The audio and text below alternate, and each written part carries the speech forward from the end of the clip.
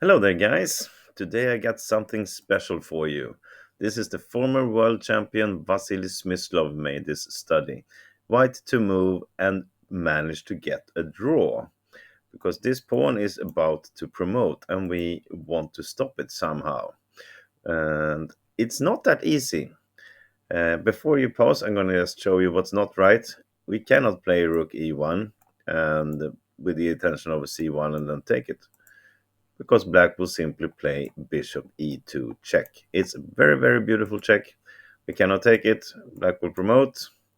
And if we instead move the king somewhere or take the pawn, it will simply play bishop d1. And we cannot stop this pawn.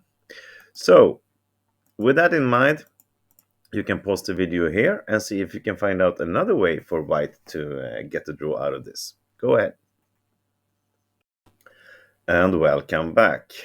Well, as said, we cannot make this maneuver. We have to find something else. And let's go ahead with starting with a check. We want, of course, to get the rook to the c file somehow to stop this pawn. But of course, the bishop covers c8. But a check is a very good start, and you will understand why soon.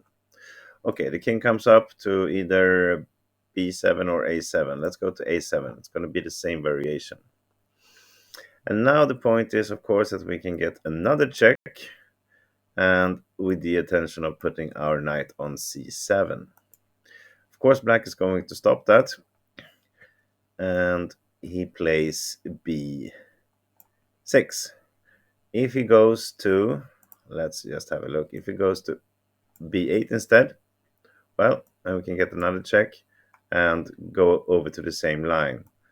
Something like this is not working because then, of course, we can go down to e1 and there is no check intervention with the bishop, and we will simply take care. So let's look at this now. Goes to b6. And what do we do? Well, we want to keep on checking. So check on e6. Now becomes more complicated. Okay, so of course, if it goes back somewhere, we keep on checking. If it goes down to a5, then it's easy. We put the rook on c6 right away, and we will take this pawn.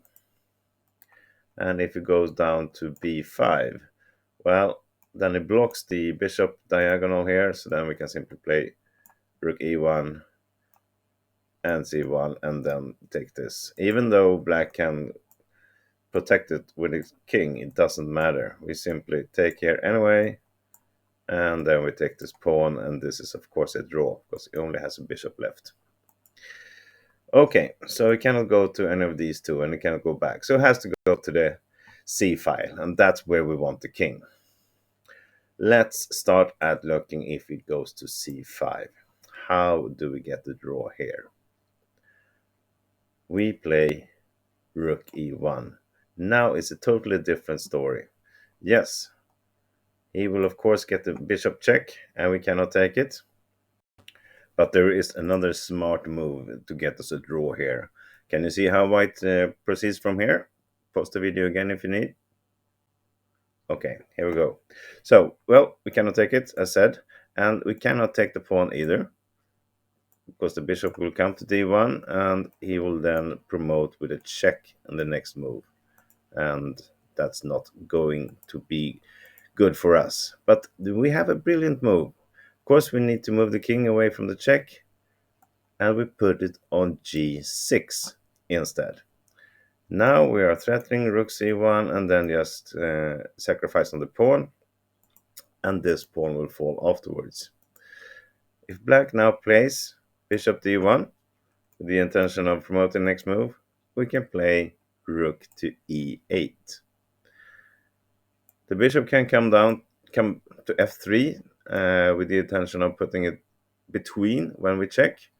But if he does that, we will simply go back to e1 and the same threat, forcing him to go back. So this will be a draw by repetition like that. Very beautiful.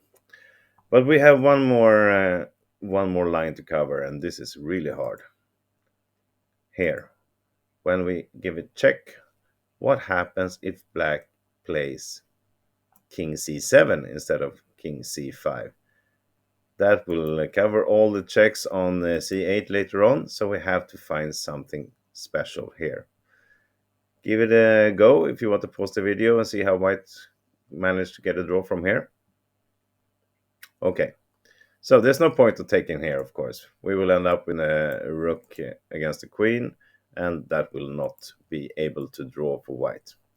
No, we still play rook e1, and black still plays bishop e2 check. But what do we do here? Can you see it? We played this fantastic move, king h4. We are not going to take this pawn, because then he will simply play bishop d1 again and promote with a check. We play king h4. The bishop comes to d1, of course. And how do we get a draw out of this one? Well, we do it with this beautiful move, rook e3. Look at this. Black will promote to a queen or a rook.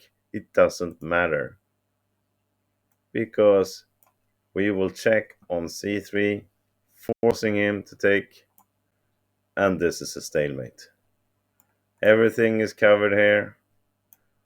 Our king cannot go anywhere, so we have a fantastic rook sacrifice.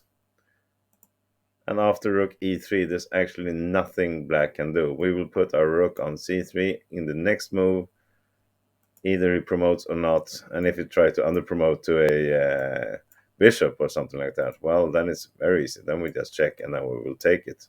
And of course, we are getting a draw, or maybe even more. So, fantastic study. It was very hard to see from the starting position how we can get this into a stalemate, but there was a chance, and we took it. Very good job, Vasily Smyslov, and I hope you all enjoyed this. Thank you for watching. Bye-bye.